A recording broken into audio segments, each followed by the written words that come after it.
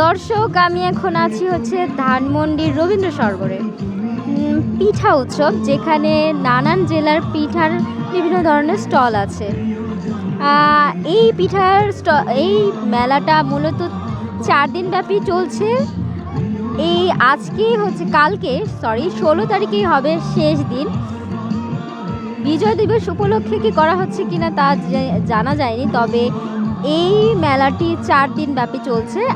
আজকে এর তৃতীয় দিন, কালকে হবে শেষ দিন এবং চতুর্থ দিন।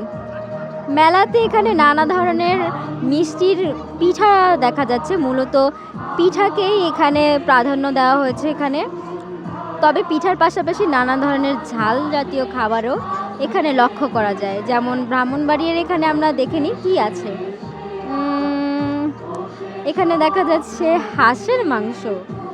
এখানে আমি বেশ কয়েকটি স্টলে লক্ষ্য করে দেখেছি যে শুধু যে মিষ্টি জাতীয় খাবার তা নয়, হাঁসের মাংসটাকে বেশ প্রাধান্য দেওয়া হয়েছে। তাছাড়া এখানে দেখি বেশ নকশি পিঠাও পাওয়া যাচ্ছে। তাছাড়া এখানে কাবাবেরও আমরা দেখছি বেশ অপশন রয়েছে এখানে। এখানে ডাবের পুডিংও আমরা দেখতে পাচ্ছি।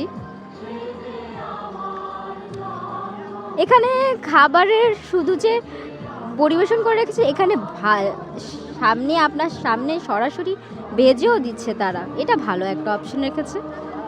তাছাড়া এখানে যে শুধু কিনেই খেতে হবে এমন না, কি বেশ কয়েকটি স্টল ঘুরে আমরা দেখতে পেয়েছি যে তারা টেস্টার হিসেবেও রেখেছে, যে আপনি আগে একটু টেস্ট করে দেখলেন কেমন, তারপর এখানে বেশ ভালো সুন্দর নামের পিঠা আছে, যেমন দেখতে পাচ্ছি ঝিনুক পিঠা,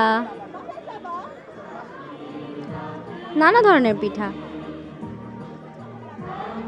এত ধরনের নামের পিঠা যে আছে আমার আগে জানাই ছিল না। চলুন পরের স্টলে দেখি কি আছে।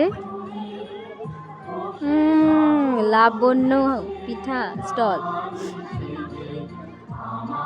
বেশ ধরনের নামের পিঠা। এত যে নাম আমি যে কখনো জানতামই না, এবং আমার মনে হয় না আমার মাথায় থাকবে। আচ্ছা, তাছাড়া এখানে সন্ধ্যাবেলায় বেশ একটি আয়োজন করা হয়, গানের আসর করা হয়, যা জানা গেল যে রাত 8টা পর্যন্ত থাকে।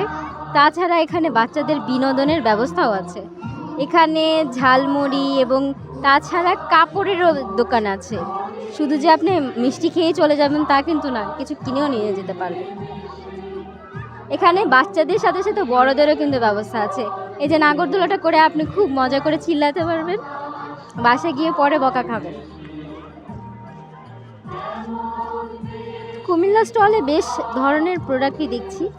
এখানে আমি একটা জিনিস আবার ভালো করে লক্ষ্য করছি, এখানে শুধু যে মিষ্টি জাতীয় খাদ্য তা না, এখানে ঝালের জাতীয় খাবার বেশ প্রাধান্য দেওয়া হয়েছে, বিশেষ করে হাঁসের মাংস। বরিশাল স্টল দেখতে পাচ্ছি, ফরিদপুর স্টল দেখতে পাচ্ছি।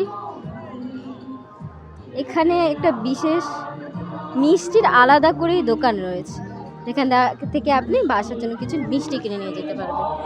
আজকে আমি সানিলা মোর্শেদ এখানেই শেষ করতে যাচ্ছি।